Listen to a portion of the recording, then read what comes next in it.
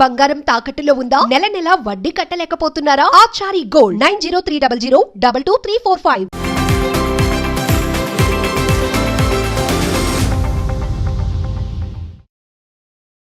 Interview start చేసే ముందర జై శ్రీరామ్ అండి.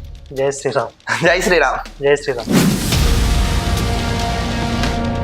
హిందూయిజం సనాతన ధర్మం అంటే ఏంటి సార్? యాజ్ పర్ మీ వరకు అయితే ఏమంటారు? సనాతన ధర్మం అంటే మామూలుగా వ్యవహారికంగా మనం తీసుకుంటే, అర్థంలో తీసుకుంటే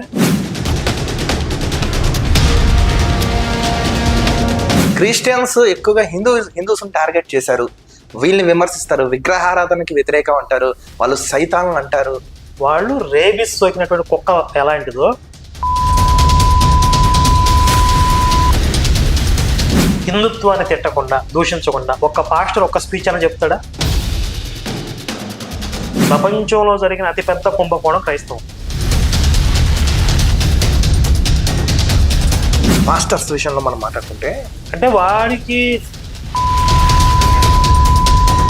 నేను మోనార్క్ని, నన్ను మాత్రమే మొక్కాలి, నా పేరు ఇదే, ఈ పేరుతోనే పిలవాలి, లేకపోతే చంపేస్తా. హిందువులు నిద్రపోతున్నారంటారా? ఈ భూమి మీద అత్యంత ప్రమాదకరమైన పుస్తకం అంటే బైబిల్. కోట్లాది మంది మహిళల ఆత్మగౌరవాన్ని ఒక పక్కన పెట్టండి, ఓ షాలిం రాజు అనే ఒక దగులుబాజీ గారిని ఒక పక్కన పెట్టండి, దేనికి ఎక్కువ వాల్యూ ఉంటుందో చెప్పండి. ఒక సంస్థని మీరు ఎందుకు స్థాపించాలనుకున్నారు? దీని వెనకాల అసలు ఉన్న కథ ఏంటి? అది కూడా కొంచెం. నా భారతదేశంలో యేసు మతం అనేది ఉండకూడదు. జరగరాంది జరిగితే ఇది దేవుడి పరీక్ష అంటారు. సార్ ఇప్పుడు ఈ కానుకల పెట్టని ఈ మధ్య తగిన అసలు ఏంటి సార్? ఆ కానుకల పెట్టి పక్కోటి చర్చికి షిఫ్ట్ అయిపోతారేమో, గొర్రెలు జారిపోతాయో అని భయం వాళ్ళకి. వీళ్ళు పోరం బూకులు, వీళ్ళకి పని పాట ఏముండదు. మిగతా మతం ఓన్లీ హిందువులకి జోలికి ఎందుకు వస్తారు? అయితే నేను అడిగా, చాలా మంది పాస్టర్లు అడిగాను, ముస్లిమ్స్ దగ్గరికి ఎందుకు వెళ్దాం, ఎందుకు వెళ్ళవండి, వెళ్తామండి అంటారు. ఎవరు వెళ్ళడం?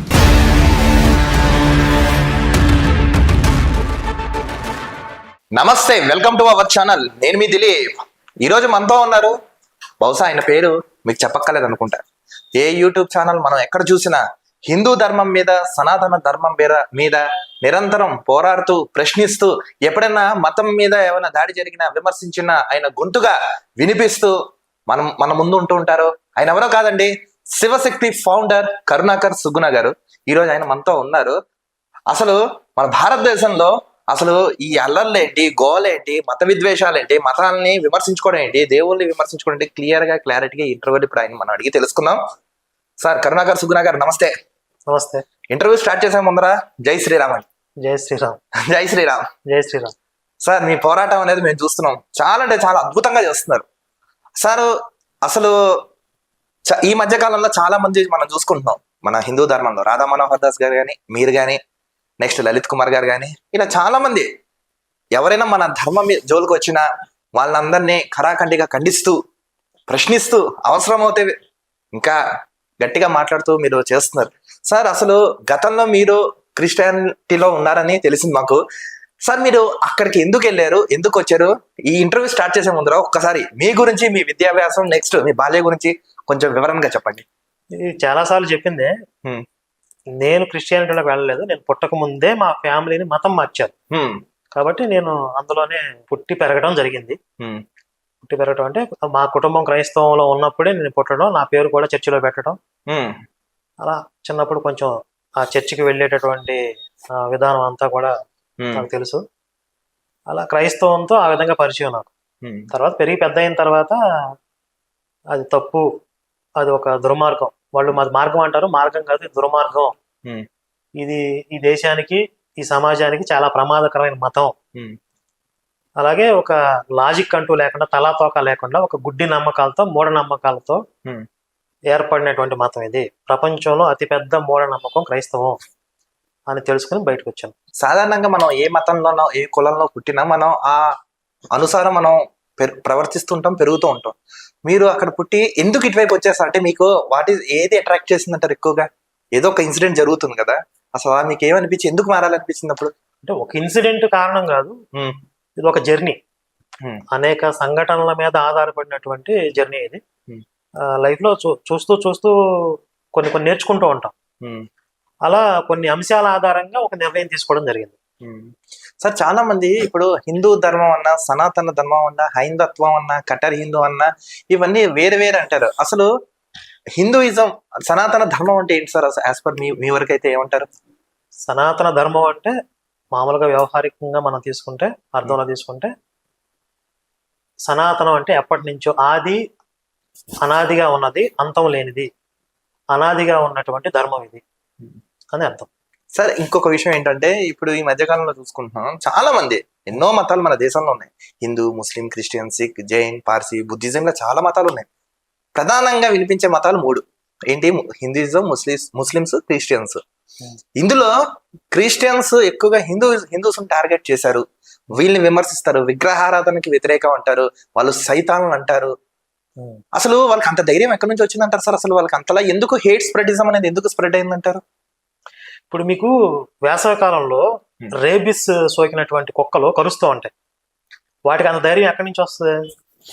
అది ధైర్యం కాదు, పిచ్చి ఎక్కటం. అది వీళ్ళకి పిచ్చి ఎక్కింది, వీళ్ళకి ఒక వైరస్ ఎక్కింది. ఆ వైరస్ ఎక్కినోడికి వీడికి చట్టాలంటే భయం ఉండదు, పరమతాలు అంటే గౌరవం ఉండదు, ఒక ఎథిక్స్ ఉండవు, మోరల్స్ ఉండవు, వాల్యూస్ ఉండవు. వాళ్ళు రేబిస్ సోకినటువంటి కుక్క ఎలాంటిదో, ఈ మత పిచ్చి ఎక్కినటువంటి ఈ క్రైస్తవంలో ఒక వైరస్ ఉంది.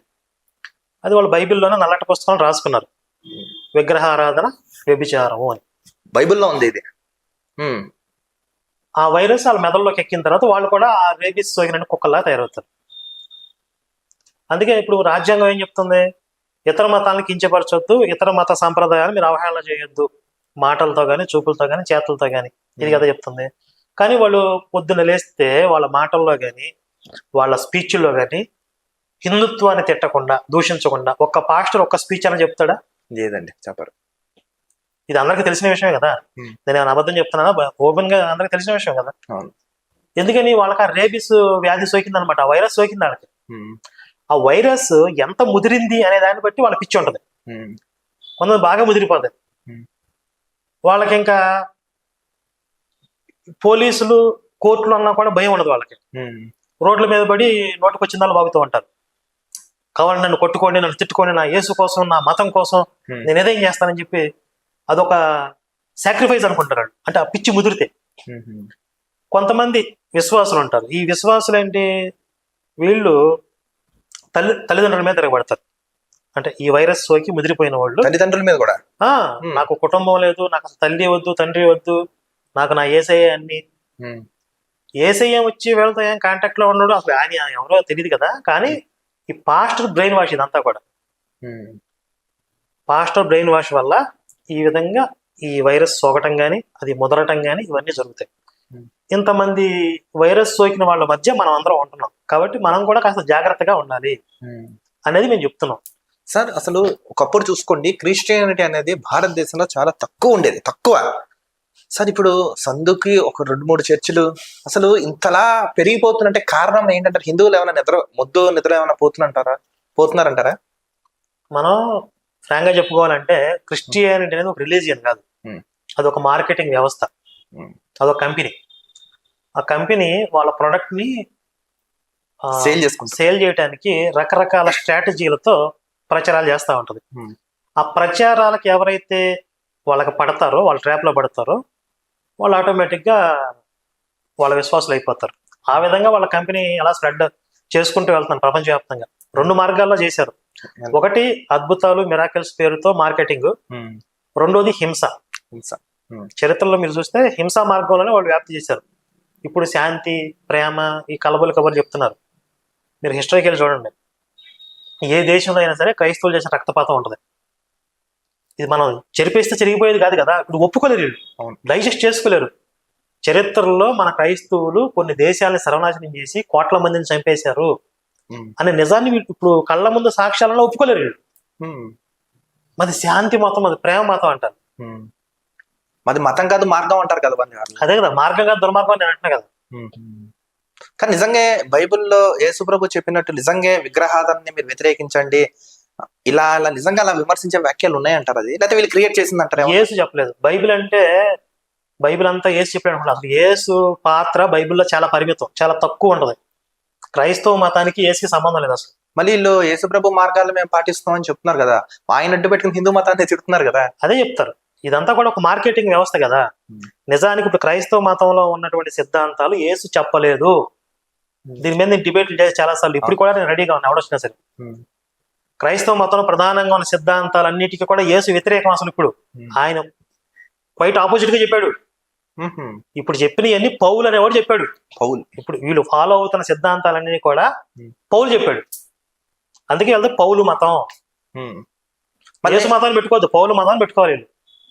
అంటే వీళ్ళు అప్పట్లో పాత ఆరాధన కొత్త నిబంధన ఏవో చెప్తున్నారు ఏంటి సార్, అసలు ఏంటిది ఇన్ని మార్పిడింగ్లు ఏంటంటారు అసలు? ఇప్పుడు ఇజ్రాయెల్ కి ఇరాన్ కి హమాస్ కి యుద్ధం జరుగుతుంది కదా. అవును. ఇజ్రాయెల్ ఎవరున్నారు? యూదులు ఉన్నారు. యూదు మతం అనేది ఒకటి ఉంది, వాళ్ళ రిలీజియన్ యూదు మతం. అవును. వాళ్ళకి సంబంధించిన పుస్తకమే బైబిల్. బైబిల్ వాళ్ళకి ఇజ్రాయేలీకి సంబంధించిన పుస్తకం, ప్రపంచానికి సంబంధం లేదు. ఇజ్రాయేల్లో కొంతమంది ప్రవక్తల పేరుతో వాళ్ళ దేవుడి గురించి వాళ్ళు సృష్టించుకున్నటువంటి ఒక దేవుడి గురించి రాసుకున్నారు, కొన్ని కథలు చెప్పుకున్నారు. అదే బైబిల్. ఆ ఇజ్రాయేల్లోనే కదా యేసు కూడా వచ్చింది. అయితే ఈ ఇజ్రాయేలీస్, ఈ యూదులు అనేవాళ్ళు ఒకప్పుడు వేరే రాజ్యాలకి బానిసలుగా వెళ్ళిపోతే మిమ్మల్ని అందరినీ రక్షించడానికి ఒక రక్షకుడు వస్తాడని చెప్పి ఈ ప్రవక్తలు చెప్తా ఉండేవాళ్ళు. మన దేవుడు గొప్పడు, మన కోసం ఒకరిని పంపిస్తాడు, మీరు విశ్వాసం కోల్పోవద్దు మన దేవుడి మీద అని చెప్తా ఉండేవాళ్ళు. ఇలా కొన్ని వందల సంవత్సరాల పాటు జరిగింది. అప్పుడు యేసు వచ్చి నేనే ఆ రక్షకుణ్ణి, మీరు ఎదురు చూస్తున్న రక్షకుణ్ణి నేనే అని చెప్పాడు. నిజంగా యేసు వచ్చి మీరు ఎదురు చూస్తున్న రక్షకుడు నేనే అని చెప్తే, ఒకవేళ నిజంగా ఆయన రక్షకుడు అయితే ఏం చేయాలి? ఆయన ఆపాలి కదా, యుద్ధాలు ఆపాలి, వాళ్ళకి ఇజ్రాయేలీస్ రక్షించాలి కదా, యూదుల్ని వేరే రాజుల నుంచి రక్షించాలి. కానీ ఏం జరిగింది? ఆ యూదుల చేతిలో చచ్చిపోయాడు. ఇప్పుడు క్రైస్తవ మతం ఏం చేశారు? యేసు ఎవరైతే రక్షకుడు అని చెప్పుకున్నాడో, ఎవరినైతే రక్షించడానికి వచ్చానని చెప్పుకున్నాడో వాళ్ళ చేతిలోనే చచ్చిపోతే యేసుని వాళ్ళ యూదుల దేవుడికి కొడుకుని చేసేసి ఒక క్రైస్తవ మతాన్ని తయారు చేశారు. యేసు చచ్చిపోయిన తర్వాత క్రైస్తవ మతం తయారైంది. ఇది పౌలు, యేసు శిష్యులు 12 మంది కలిసి కాలక్రమంలో ఒక మతాన్ని తయారు చేశారు. ఈ మతం తయారు కావడానికి ఒక 300-400 సంవత్సరాలు పట్టింది. అంటే యేసు ప్రభు వారు చనిపోయిన 300-400 సంవత్సరాలు. ఫస్ట్ యేసు శిష్యులు పౌలు మొదలు పెట్టారు. ఆ తర్వాత వచ్చిన వాళ్ళు దీన్ని కొనసాగించి దీనికి ఒక ఫైనల్ గా ఒక రూపం రావడానికి ఒక 300-400 సంవత్సరాలు పట్టింది. యేసు అనేవాడికి తన పేరు మీద ఒక క్రైస్తవ మతం తయారవుతుందని తెలియదు అసలు ఆయనకి. అసలు తెలియదు. ఓకే. ఇప్పుడు ఆయన కిందకు వస్తే యేసెవరు, ఈ క్రైస్తవ మతం ఏంటి అంటాడు. సైతాన్లో చూస్తారేమో వీళ్ళు కూడా. అయితే యేసు వస్తేనా? ఆ యేసు వచ్చి నేను కాదురావు అని చెప్పిన నువ్వే సైతాన్ అంటారేమో. ఆ విధంగా ప్రపంచంలో జరిగిన అతిపెద్ద కుంభకోణం క్రైస్తవం అంటారు. ప్రపంచంలో అతిపెద్ద కుంభకోణం. ఇన్ని అబద్ధాలతో కల్పితాలతో నిర్మాణమైన మతం ఇంకో ప్రపంచంలో వేరే మతం ఏదీ లేదు. ఇప్పుడు ఇంత అబద్ధాలతో తయారైన ఈ మతాన్ని తీసుకొచ్చి ఇంకొన్ని అబద్ధాలని ఎప్పటికప్పుడే కొత్త రకరకాల మార్కెటింగ్ స్ట్రాటజీలతో మన నెత్తి మీద రుద్దుతున్నారు. సార్, సెక్యులరిజం అనే ఒక పదం ఈ మధ్య బాగా అంటున్నాం. అది కేవలం హిందువులకే ఎందుకు ఉందంటారు? ఆ సెక్యులరిజం నిజంగా అది ఏమన్నా మనకి రాజ్యాంగంలో ఇచ్చిన పదమా, లేకపోతే హిందువులు అంటించుకున్న ఏమన్నా ఒక గజి లాంటిది అంటారు? అది అసలు సెక్యులరిజం అనేది ప్రజలకి సంబంధించింది కాదు. అది సెక్యులరిజం అంటే ఏంటంటే మతరాహిత్యం, మతం లేకపోవటం అనేదాన్ని సెక్యులర్ అంటారు. ఇది ప్రభుత్వానికి సంబంధించిన పదం. అంటే ఒక ప్రభుత్వానికి మతం అనేది ఉండదు. ఇది సెక్యులర్ ప్రభుత్వము. ఒకవేళ ఆ ప్రభుత్వానికి మతం ఉందనుకోండి, ఇస్లాం అనే ఒక మతం ఉందనుకో, ఇస్లామిక్ ప్రభుత్వం అంటారు. హిందూ అనే మతం ఉంటే హిందూ ప్రభుత్వము, క్రైస్తవ అనే మతం క్రైస్తవ ప్రభుత్వం అంటారు. ఏ మతం లేకపోతే సెక్యులర్ ప్రభుత్వం అంటారు. అది ఒక ప్రభుత్వానికి సంబంధించింది. Secular Hindu, secular Christian, secular Muslim ఉండరు. సెక్యులర్ హిందూ అంటే మతం లేని హిందూ. హిందూ అన్నప్పుడు మతం ఉంటుంది కదా. ఇది తెలియక ప్రజలకి ఆపాదిస్తున్నారు. కానీ సెక్యులర్ అనేది అసలు ప్రజలకి, విశ్వాసులకి సంబంధించింది కాదు.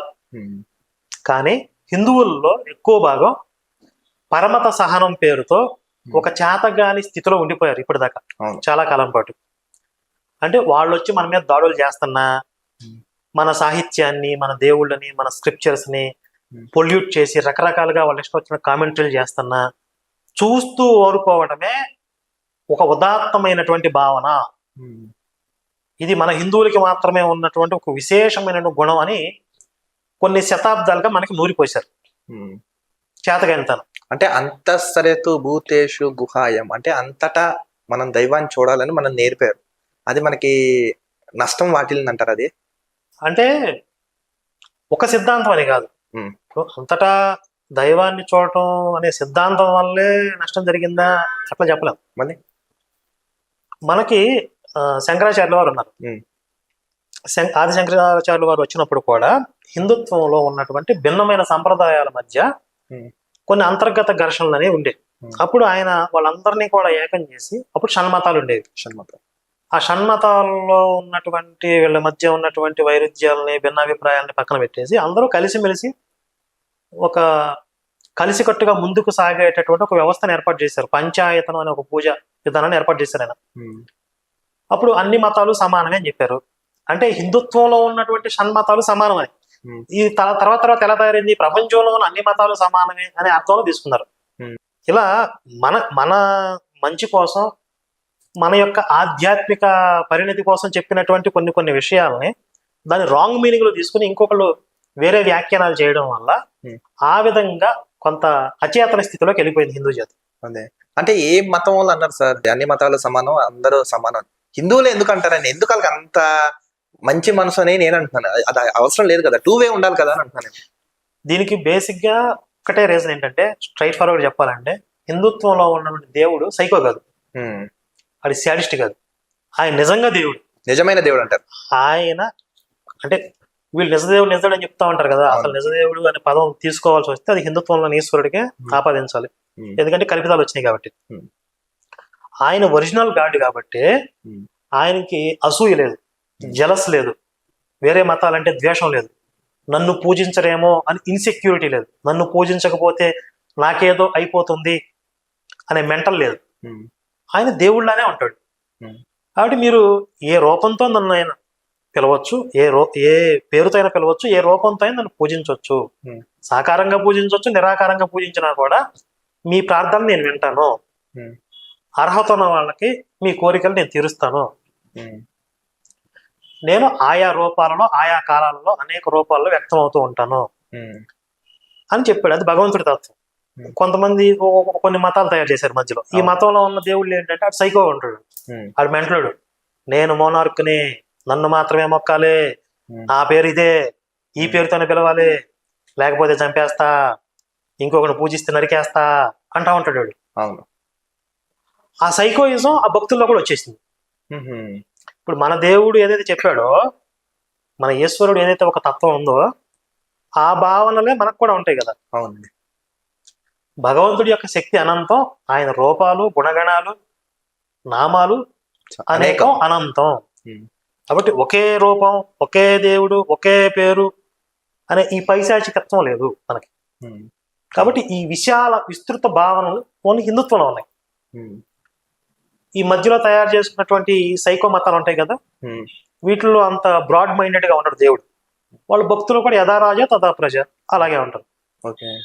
నా మతం కానీ వాళ్ళు చంపేస్తానంటారు, అందరినీ నా మతంలోకి మారుస్తానంటారు, నా మతంలో ఉన్నవాడే స్వర్గానికి వెళ్తానంటారు. సైకిక్ మెంటాలిటీ ఇదంతా కూడా. అదే సార్, అసలు ఒక విషయం చెప్పండి. ఈ మధ్య కాలంలో మనం ఎక్కువ చూసుకుంటున్నాం, పాస్టర్స్ విషయంలో మనం మాట్లాడుకుంటే, కొంతమంది పాస్టర్ల ముసుగులో దోపిడీలు చేస్తున్నారు, విమర్శిస్తున్నారు. రీసెంట్ గా శాలం రాజు మాట్లాడిన స్టేట్మెంట్ ని ఎలా చూడొచ్చు అంటారు మీరు? అంటే వాడికి ఒక్కడికే బుద్ధి చెప్పడం కాదు, అలాంటి ఉన్మాదం పైత్యం ఉన్న వాళ్ళందరికీ కూడా ఒక మంచి లెసన్ కావాలంటే ఆ శాలం రాజు అనేవాడు నడు రోడ్డు మీద కాల్చిపారేయాలి. ఇది మా డిమాండ్. ఇప్పుడు వాడికి ఏదో మానవ హక్కులు ఉన్నాయి, లేకపోతే ఇంకో రకమైన చట్టపరమైన రక్షణలు ఉన్నాయి అన్నప్పుడు, మరి కోట్లాది మంది మహిళల ఆత్మగౌరవానికి ఇచ్చే విలువ ఎంత? మనం కోట్లాది మంది మహిళల ఆత్మగౌరవాన్ని ఒక పక్కన పెట్టండి, ఓ శాలిం రాజు అనే ఒక దగులుబాజీ గాని ఒక పక్కన పెట్టండి, దేనికి ఎక్కువ వాల్యూ ఉంటుంది చెప్పండి? ఇటు వీళ్ళకి మహిళ కదా. మరి వాడిని చట్టపరంగా కఠినంగా అంటే ఇంకొకటి మళ్ళీ అలాంటి కారు కోతలు పోయకుండా వాడిని కాల్ చేయండి.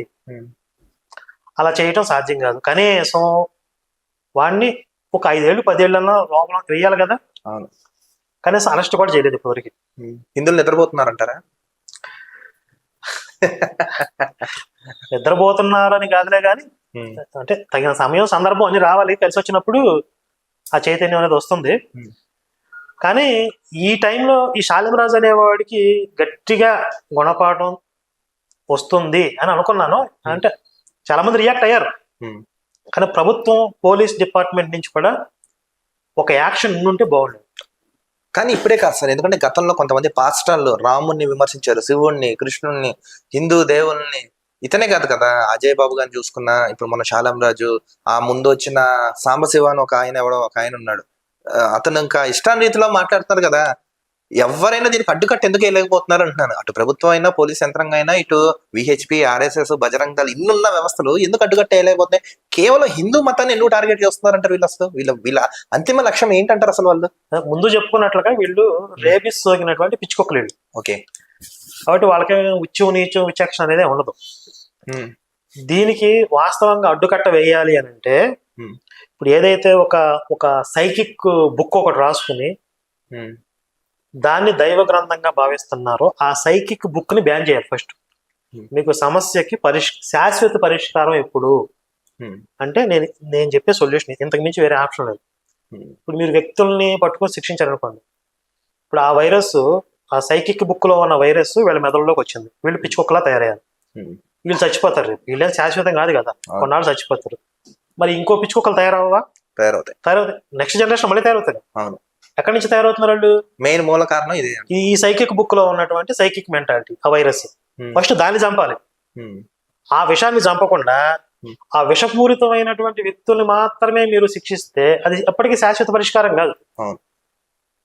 కానీ ఒక రిలీజియన్ ముసుగులో, ఒక మతం ముసుగులో నేను ఒక బుక్ రాసుకుని దాంట్లో నా ఇష్టం వచ్చినట్టుగా ఏం చెప్పినా కూడా చెల్లిపోతుంది అని అంటే అది ఎట్లా కరెక్ట్ అవుతుంది? ఇప్పుడు సభ్య సమాజం, నాగరిక సమాజంలో కొన్ని ఇప్పుడు ప్రజాస్వామిక విలువలు, మానవ జాతి పరిణామ క్రమంలో కొన్ని వాల్యూస్ అనేవి మనం ఏర్పరచుకున్నాం. అంటే ఇప్పుడు బలవంతుడు బలహీనుని దోచుకోవడం అనేది అన్యాయం అని మనం చెప్తున్నాం లేదా? అంటే ఈ మన దేవుడి దిగొచ్చి మనం చెప్పాలా? మనకే తెలుస్తుంది. మన విచక్షణను బట్టి ఒక బలవంతుడు బలహీనుడు దోచుకోవడం అన్యాయం తెలుస్తుంది కదా. అలాగే అనేక మతాలు, అనేక విశ్వాసాలు ఉన్నప్పుడు ఇంకొక మతాన్ని నువ్వు కించపరుస్తూ మాట్లాడడం దుర్మార్గం కదా. మరి నువ్వు దైవ గ్రంథంగా భావించే ఒక బుక్ లోనే అలా రాసుకున్నావు అంటే దుర్మార్గం కదా. అది తీసేయాలి వద్దా? అది సమాజాన్ని పాడు చేస్తుందా లేదా? ఫస్ట్ ఆ బుక్ ని బ్యాన్ చేయాల్సింది. ఆ నల్లట్టు బుక్ ని కనుక బ్యాన్ చేసేస్తే, ప్రపంచంలో లేకుండా చేస్తే, జార్జ్ బెర్నార్డ్ షా అని చెప్పి ఒక వెస్ట్రన్ తత్వవేత్త, ఆయన ఏం చెప్తాడు, ఈ భూమి మీద అత్యంత ప్రమాదకరమైన పుస్తకం అంటే బైబిల్. అది డైరెక్ట్ స్టేట్మెంట్ ఉంది, గూగుల్ కూడా చూడచ్చు. ఈ భూమి మీద అత్యంత ప్రమాదకరమైన పుస్తకం బైబిల్. దాన్ని ఎక్కడైనా సరే తాళం వేసి మూసి ఉంచండి, ఎవరికి అందుబాటులో ఉంచదు, దాన్ని కనపడనియొద్దు అంటాడు. Most dangerous book is Bible. మరి దాని గురించి ఉన్న విషయాన్ని గురించి మాట్లాడే దమ్ము ఎంతమందికి ఉంది? పొలిటీషియన్స్ లో, ప్రభుత్వాలలో. ఓటు బ్యాంకులు పోతాయి, ఓట్లు పోతాయి అని భయం కదా. అంటే మన పవరు, మన అధికారం మనకు ఉండాలి, మనం సేఫ్ గా ఉండాలి, ఇక సమాజం ఏమైనా పర్లేదు. మరి అలాంటి మనస్తత్వాల వల్ల దీనికి మరి శాశ్వత పరిష్కారం ఎప్పుడు వస్తుంది అంటే ఎట్లా చెప్పు? సార్ ఇంకొక విషయం చూడండి, రీసెంట్ గా మనం చూసుకుంటున్నాం, హిందూ సాంప్రదాయాన్నే క్రైస్తవులు కూడా పాటిస్తున్నారు. మనం రీసెంట్ గా చూసుకుంటే కొన్ని చర్చిల దగ్గర ధ్వజస్తంభాలు ఉంటాయి, కొన్ని చోట్ల కొబ్బరికాయలు అమ్ముతారు, ఏదో రకరకాల హిందూ. ఇంకా జస్ట్ ఇంకేంటంటే ఆయన బొట్లు పెట్టేసి ఇంకా అంత మాత్రం అందులోకి వెళ్దాం ఎందుకు సార్? అసలు ఎందుకు వీళ్ళు కామెడీ చేయడానికి వెళ్ళారా, లేకపోతే నిజంగా అమాయకంగా వెళ్ళారంటే ఏం చెప్తారు దీనికి? ఇది చాలా కారణాలు. ఒకటి భావదారిద్ర్యం అంటారు కదా, భావదారిద్ర్యం లాగా వాళ్ళకి ఆధ్యాత్మిక దారిద్ర్యం అని ఒకటి ఉంటుంది. వాళ్ళ దేవుణ్ణి ఎలా ఆరాధించుకోవాలో తెలియదు, ఎలా పాటలు పాడాలో తెలియదు. హిందుత్వంలో ఉన్నటువంటి భక్తి పాటలను కాపీ పడతారు, హిందుత్వంలో ఉన్నటువంటి భక్తి విధానాలను కాపీ పడతారు. అంటే వాళ్ళ దేవుడు పరిపూర్ణుడు కాదు, వీళ్ళ భక్తులు కూడా పరిపూర్ణ, ఆ మతం కూడా కంప్లీట్ కాదు. అది వేరే అక్కడ ఒకటి ఇక్కడ ఒకటి తెచ్చుకుని, అరువు తెచ్చుకుని, ఇట్లా పేర్చుకుని ఏర్పాటు చేసిన ఒక మతం కదా. అతుకుల బొంత, అంతకు తగిన గంత అతుకుల బొంత. కాబట్టి అలాగే తగలాడుతుంది అది జనాలు సరే ఇంత అవినీతి జరుగుతును, అదంత దుర్మార్గం తెలుసుకోవడం ఎందుకు గుడ్డిగా వెళ్ళిపోతున్నారంటారు? ఏమన్నా మాయ లాంటిది ఏమైనా చేస్తున్నారంటారా? నేను చాలా సార్లు దీనికి ఈ ప్రశ్నకి సమాధానం చెప్పింది ఏంటంటే, ప్రతిరోజు కూడా సైబర్ నేరాలు జరుగుతున్నాయి, జాగ్రత్తగా ఉండండి అని చెప్పి న్యూస్ పేపర్లలో, టీవీలలో, సోషల్ మీడియాలో ఎన్నో రకాలుగా అవేర్నెస్ తీసుకోవడం ప్రయత్నం చేస్తున్నా, బాగా చదువుకున్న వాళ్ళు కూడా లక్షల్లో నష్టపోయారు, కోట్లలో నష్టపోయారు అని చెప్పి వస్తానే ఉన్నాయి కదా. ఎందుకు మోసపోతున్నారు అంటే వీక్ మెంటాలిటీ. అంటే రాత్రికి రాత్రి నేను 10 లక్షలు 20 లక్షలు నా అకౌంట్లో పడిపోతాయి అనే ఒక ఆతృత, అంటే దురాశ. అలాంటి దురాశ ఉన్నవాళ్ళు అలాంటి మోసాలకు గురవుతారు. అలాగే క్రైస్తవం కూడా ఒక దురాశ పూరితమైనటువంటి కొలేస్తుంది. నీకు ఫ్రీగా స్వర్గం వస్తుంది, నీ పాపాలన్నీ రద్దయిపోతాయి, ఇది సత్యం అసత్యం పక్కన పెట్టేయండి, నీ అకౌంట్ లో 10 లక్షలు పడతాయి అనగానే సత్యం అసత్యం లాజిక్ తో పని లేదు, వెళ్ళి దూకేస్తున్నారు కదా. అలాగే నీ పాపాలన్నీ పోతాయి, నీకు ఫ్రీగా స్వర్గం వస్తుంది అనగా దూకేస్తున్నారు. అలాగే నీకు ఏ రోగాలన్నా పోతాయి, అద్భుతం జరిగిద్ది, మ్యాజిక్ షో చేస్తా ఉంటారు కదా, స్కిట్ చేస్తారు, అందులో లాజిక్ ఉండదు, తలతోక ఉండదు. అంటే వీక్ మెంటాలిటీ, మానసికంగా బలహీనంగా ఉన్న వాళ్ళు అందులోకి పోతారు. మీరు మెంటల్ గా స్టేబుల్ గా ఉన్నారు, మ్యాజిక్ షో జరుగుతున్నాయి, ఈ అద్భుతాల పేరుతో వీళ్ళు స్కిట్లు వేస్తున్నారు, ఇందులో అసలు లాజిక్ ఎక్కడ ఉంది మనకు అర్థమైంది కదా. అంటే మనకి ఏ మాత్రం కామన్ సెన్స్ మనకు అర్థమైంది. అంటే కామన్ సెన్స్ లేని వాళ్ళు, లో ఐక్యూ లెవెల్స్ ఉన్నవాళ్ళు, ఏదో నా జీవితం రాత్రికి రాత్రి అద్భుతం జరిగిపోవాలని దురాశ ఉన్నవాళ్ళు, వీక్ మైండెడ్ పీపుల్, వీళ్ళందరూ ప్రపంచంలో వేల జనాభా ఎక్కువ ఉంది. అదే అంటే సైంటిస్టులు కన్నా బాబాలకు భయపడతారంటారు, అంతేనా? అలా కాదంటారా? మీరు అట్లా చెప్తే సైంటిస్టుల కంటే పాస్టర్లకు భయపడతారని చెప్పాలి. పాస్టర్లకు భయపడతారా? ఇప్పుడు ప్రజాస్వామ్యంలో ఆదర్శాలు విలువలు అందరూ చెప్తారు, ఓట్లను నమ్ముకుంటే మంచి పద్ధతి కాదు, ప్రజాస్వామ్యం నిలబడి. కానీ ఎలక్షన్ వచ్చే టైంకి ఎంతమంది నోట్లు తీసుకోకుండా ఓట్లు వేస్తున్నారు చెప్పండి? అంతే. అంటే మెజారిటీ వాళ్ళే ఉన్నారు. ఎందుకు? వాళ్ళు వీక్ మైండెడ్. ఇప్పుడు డబ్బులు తీసుకుంటే మనం అది ఎవరు గెలుస్తాడో ఏం చేస్తారో సంగతి, మన భవిష్యత్తు సంగతి, ముందు కళ్ళ ముందు కనబడే డబ్బుకు ఆశపడుతున్నారా లేదా? అలాగే ఈ క్రైస్తవ మతం కూడా సేమ్, మనిషి బలహీనతలను కొట్టింది ఇది. ఆశ, భయం. మనిషికి 2 బలహీనతలు ఉంటాయి. ఒకటి ఆశ ఉంటుంది, అంటే తనకు అర్హత లేనిది కూడా ఆశించేటటువంటి స్వభావం ఉంటుంది. ఒకటి రెండోది భయం ఉంటుంది, అంటే తాను చేసిన తప్పుల వల్ల లేకపోతే తనకు తెలియని ఏదైనా విపత్తులు లాంటివి ఏదన్నా ప్రమాదం కలుగుతుందని భయం ఉంటుంది. ఈ రెండింటి మీద కొట్టింది క్రైస్తవ మతం. అదే హిందుత్వం తీసుకోండి, ఆశ భయం మీద నిర్మాణం కాదు, అది సత్యం ధర్మం అనే పునాదుల మీద నిర్మాణం అయింది. అక్కడ మీకు దేవుడిని నమ్మాడా లేదా, కోరికలు తీర్నియాలా, ఇది కాదు. ఇప్పుడు రావణాసురుడు ఎంత గొప్ప శివభక్తుడైనా శిక్షించబడ్డాడు. అంటే కర్మ అనేది అతను వెంటాడింది. అంటే వాడు చేసేటటువంటి ధర్మాల విచక్షణ ఆధారంగా వాడి సంబంధించినటువంటి పనిష్మెంటో లేకపోతే వాడికి దక్కేటటువంటి అవకాశాలు ఇవన్నీ ఉంటాయి. ఇక్కడ సత్యం ధర్మం, ఇక్కడ ఆశ భయం. మనిషి బలహీనతల మీద ఆధారపడింది. మనిషి బలహీనతలను అధిగమించి అతను శారీరకంగా, మానసికంగా, ఆధ్యాత్మికంగా ఉన్నతంగా ఎదగటానికి హిందుత్వం అనేది సహాయపడుతుంది. ఈ రెండింటి నిర్మాణంలో ఎంత తేడా ఉంది. ఇప్పుడు ప్రపంచంలో అన్ని మతాలు సమానమని చెప్తారు తెలియకుండా. సరే, ఇప్పుడు కాసేపు ఈ విషయాలు పక్కన పెడితే అసలు శివశక్తి అనే ఒక సంస్థని మీరు ఎందుకు స్థాపించాలనుకున్నారు? దీని వెనకాల అసలు ఉన్న కథ ఏంటి, అది కూడా కొంచెం చెప్పండి. సింగిల్ లైన్ లో చెప్పాలంటే నా భారతదేశంలో యేసు మతం అనేది ఉండకూడదు, దానికోసం శివశక్తి పెట్టాను. భారతదేశంలో ఒక చర్చ్ కూడా, ఒక పాస్టర్ కూడా ఉండకూడదు, ఇది నా ధ్యేయం. ఇప్పుడు చాలా మంది పోరాడుతున్నారు కదా, అంటే మీ వర్షన్ అంటే శివశక్తి ఛానల్ లేకపోతే ఒక ఫౌండేషన్ సమాజానికి ఏం చెప్పాలనుకుంటారు, ఏం చేయాలనుకుంటారు? అంటే మీ యొక్క అంతిమ లక్ష్యం ఒక ఏమని ఉంటుంది కదా, ఏంటంటారు అది? ఇప్పుడు హిందుత్వానికి ప్రమాదం అని అంటున్నారు చాలా మంది. ఆ ప్రమాదం ఏంటి అంటే ఎదుటి మతాల నుంచి వచ్చే ప్రమాదం ఒకటి. దానికంటే పెద్ద ప్రమాదం ఏంటంటే ఆ ప్రమాదాన్ని గుర్తించని స్థితిలో హిందూ జాతి ఉండటం అనేది ఒకటి. అది ఒక ప్రమాదం రాబోతుంది అని తెలిసింది అనుకోండి, ఆటోమేటిక్ గా దాని తగినటువంటి ఏర్పాట్లు అనేది మనం చేసుకుంటాం. వీళ్ళు కనీసం ఆ ప్రమాదాన్ని గుర్తించలేని స్థితిలో ఉంటే రేపు ఈ మతం కాకపోతే ఇంకో మతం వస్తుంది, ఇంకొక వ్యవస్థ వస్తుంది, ఇంకొకటి ఎవడో వచ్చి దాడి చేస్తాడు, ఇంకోడో వచ్చి ఆక్రమించుకుంటాడు. అంటే ప్రధానంగా క్షాత్ర గుణం అనేది నశించింది హిందువుల్లో. అంటే మన మీద జరుగుతున్న దాడిని చూస్తూ ఊరుకోవడం అదొక ఉదాత్తమైన, ఇంతకుముందు చెప్పినట్టుగా అదొక మంచి గొప్ప విశేషమైనటువంటి గుణం అనే ఒక భావన వల్ల క్షాత్రాన్ని చంపేశారు. ఆ క్షాత్రాన్ని మళ్ళీ మేల్కొల్పాలి హిందువుల్లో. ఇప్పుడు చిన్న చిన్న జీవుల్లో చీమలు, తేనెటీగలు, వీటిల్లో కూడా వాటిని రక్షించుకునేటటువంటి ఒక రక్షక వ్యవస్థ ఉంటుందా లేదా? ఉంటుంది. అవి లేకపోతే ఏమైపోతాయి? అంతరించిపోతాయి కదా.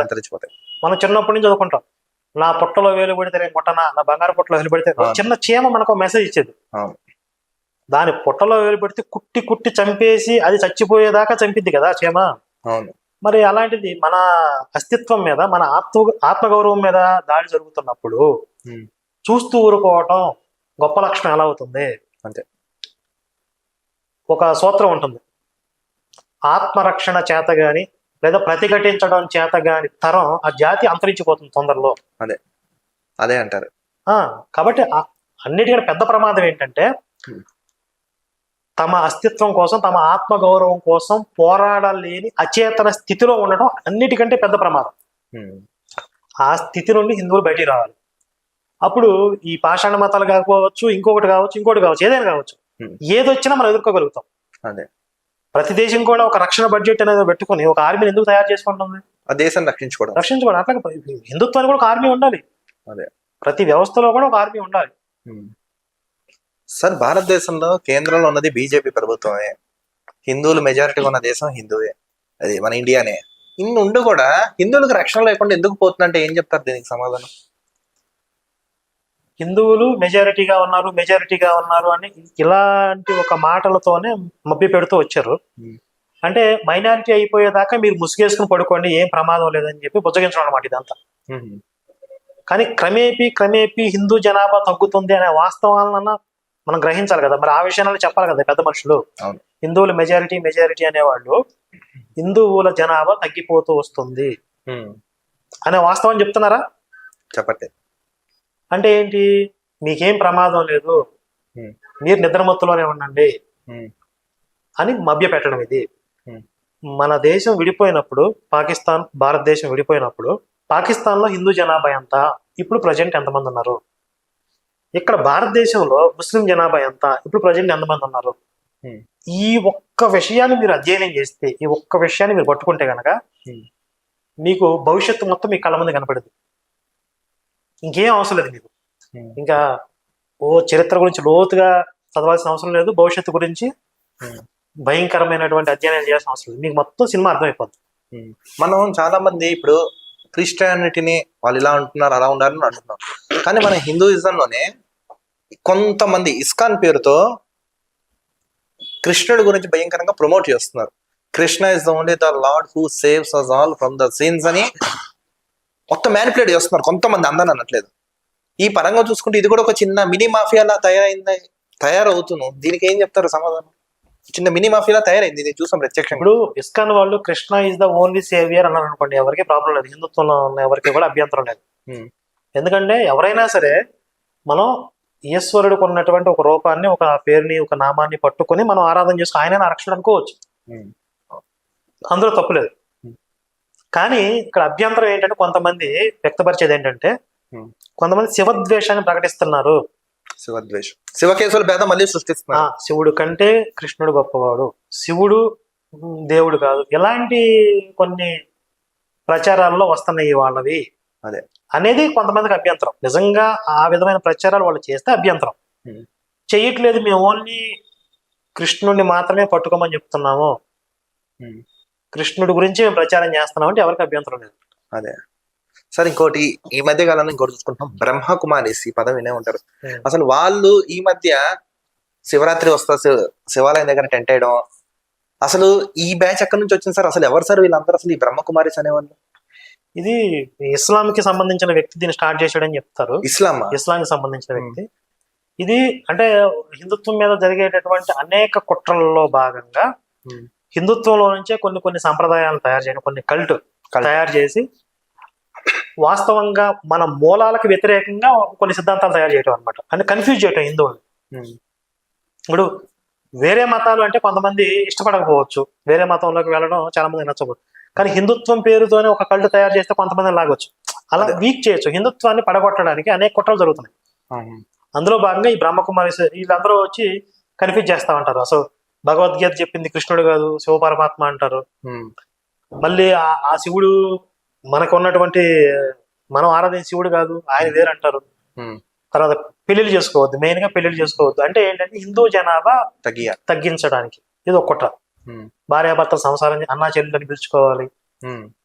ఇప్పుడు ఒక పక్క వేరే మతం వాళ్ళేమో ఒక్కొక్కరు 4, 5, 10 మందిని కంటూ పోతుంటే ఉన్న హిందువుల్ని మీరు పెళ్లి చేసుకోవద్దు, సంసారాలు చేయొద్దు, పిల్లల్ని కనొద్దు అంటే హిందూ జనాభాని తగ్గించడం కుట్రలు ఇవన్నీ. అలాగే హిందుత్వంలో ఉన్నటువంటి స్క్రిప్చర్స్ కూడా పొల్యూట్ చేసేసి వీళ్ళకి ఇష్టం వచ్చిన వ్యాఖ్యానాలన్నీ చేసేసి ఆయన ఆ మతాన్ని కళ్ళు తయారు చేసినాడు ఒక దేవుడు అని ఒక దిక్కుమాల ప్రచారాలు చేసేసి హిందువులు చెడగొట్టే ప్రయత్నాలు ఇవన్నీ కూడా. అయితే ఈ బ్రహ్మకుమారీస్ గురించి ఈ మధ్య కాలంలో చాలా బాగా అందరికీ అవగాహన వచ్చింది. గతంలో లాగా వీళ్ళు ఎక్కడా కూడా శివాలయాల్లో కానీ శివరాత్రి టైంలో కానీ ప్రచారాలు చేయడానికి ఎవరు అవకాశం కల్పించలేదు. అంటే ఈ మధ్య కాలంలో బాగా తిరుగుబాటు వచ్చింది కాబట్టి. కానీ ఎందుకు సార్ అసలు ఏం పాపం చేసిందంటారు హిందూ ధర్మం? ఎందుకు ఇంత దాడులు జరుగుతున్నాయి? ఎందుకంటే ఏ హిందువులు ఏ దేశాన్ని ఆక్రమించలేదు, ఏ హిందువులు ఏ దేవతామూర్తిని విమర్శించలేదు, ఏ హిందువులు ఏ మతాన్ని అగౌరవపరచలేదు. భిన్నత్వంలో ఏకత్వం లాగా మన భారతదేశంలో అందరం కలిసి ఉంటున్నాం. అదేనా పాపం చేసిందంటారు ఏమైనా హిందువులు? ఎందుకు అంత ద్వేషం అంటారు అసలు హిందువులు అంటే? హిందువులు పాపం చేశారని కాదు. ఇప్పుడు ఈ భాష కలి స్వభావం, ఇది కలియుగం కదా. కలి స్వభావం ఏంటంటే ధర్మాన్ని వినాశనం చేయటమే. కాబట్టి ఇక ఆ ప్రయత్నాలనే అనేక రకాలుగా జరుగుతూ ఉంటాయి. పాషాణ మతాల రూపంలో జరుగుతాయి, కొన్ని పాషాణ మతాలు ఏర్పడతాయి. మనిషిలో ఉన్న అరిషట్ వర్గాల రూపంలో పతనం చేస్తాయి మనిషిని. అంటే ధర్మాన్ని వినాశనం చేయటమే కలిపురుషుడి యొక్క వాడి ప్రయత్నం, వాడి లక్ష్యం. ఆ కలిపురుషుడే ఇప్పుడు ఇంతకుముందు చెప్పా కదా, సైకిక్ మతాలు కొన్ని ఉంటాయి. నేనే దేవుణ్ణి, నన్ను మాత్రమే పూజించాలి, నన్ను పూజించకపోతే చంపుతా అనే స్వభావం ఆ కలిపురుషుడిగా ఉంటది. వాడి సంతానం కూడా అలాగే ఉంటారు. వాళ్ళు కూడా ఇక మీకు ఒక సిద్ధాంతం ఉంది క్రిస్టియానిటీలో, డాక్ట్రిన్ ఆఫ్ క్రిస్టియన్ డిస్కవరీ అని చెప్పి ఒక సిద్ధాంతం ఉంది. ఇది 14-15 శతాబ్దాలలో దీన్ని అమలు చేశారు. అంటే ఆ సిద్ధాంతం ఏం చెప్తుందంటే, ఎక్కడైనా సరే ఒక సంపద ఉంది అని తెలిస్తే అది క్రైస్తవులదే. అవునా? ప్రపంచంలో ఎక్కడైనా సరే. అంటే అప్పటికి ప్రపంచ పటం యొక్క మొత్తం భౌగోళిక స్వరూపం గురించి పూర్తిగా తెలియదు. తెలియక అటు వెళ్తే అక్కడ ఒక దేశం ఉంటుంది, ఇటు వెళ్తే ఇక్కడ ఒక దేశం ఉంటుంది, ఇక్కడ కొన్ని సహజ వనరులు ఉంటుంది, ఇక్కడ ఒక సంపద ఉంటుంది అని ఆ రోజు ఉన్న క్రైస్తవ మత పెద్దలు ఏం చేశారంటే, ఈ భూగోళంలో చాలా మనకు తెలియని సంపదలు ఎన్నో ఉన్నాయి, మనకు తెలియని దేశాలు కూడా ఉన్నట్టున్నాయి. కాబట్టి ఒక సిద్ధాంతం తయారు చేశారు. ఎక్కడైనా సరే ఒక సంపద ఉంది అని తెలిస్తే అది క్రైస్తవులదే అని చెప్పి. వీడికి తెలిస్తే ఈడిదే. అంటే బస్సులో సీట్ వేయడం కదా, బస్సునే కబ్జా కొట్టారు. పలానా చోట బస్సు ఉందని తెలిస్తే ఆ బస్సు ఇదే. అవునా? వీడికి తెలియనంత వరకు ఇది కాదు. పలానా చోట డాక్ట్రిన్ ఆఫ్ క్రిస్టియన్ డిస్కవరీ అంటారు దాన్ని. అందుకే వాస్కోడి గామా అనేవాడు వెతుక్కుంటూ పోయాడు, భారతదేశం వెతుక్కుంటూ వచ్చాడు. ఎందుకు? డిస్కవరీ, కనుక్కుంటే భారతదేశం మీద ఆధిపత్యం వాళ్ళదే.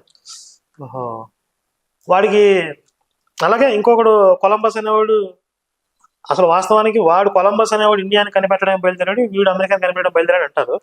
ఈ కొలంబస్ అనేవాడు ఇండియాని వెతుక్కుంటూ అమెరికాకు పోయాడు. అక్కడ ఉన్న వాళ్ళని చూసి వాళ్ళే ఇండియన్స్ అనుకున్నాడు. వాళ్ళు ఎర్రగా ఉన్నారు, రెడ్ ఇండియన్స్ అన్నారు.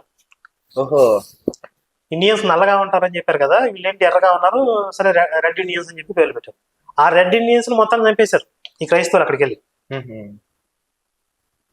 అమెరికా మూలవాసులు ఎవరు అనుకుంటున్నారు? ఇప్పుడు ఉన్న వాళ్ళు ఎవరో కాదు. అమెరికాలో పూర్వం ఒక జాతి ఉండేది, మొత్తం వాళ్ళందరినీ చంపేసి వీళ్ళ మతాన్ని తయారు చేశారు అక్కడ. ఒక మాఫియాలా తయారైంది. క్రిస్టియన్ డిస్కవరీ అదే కదా, అక్కడికి వెళ్ళి వాళ్ళ ప్రకృతి సంపదనంతా దోచుకోవటం.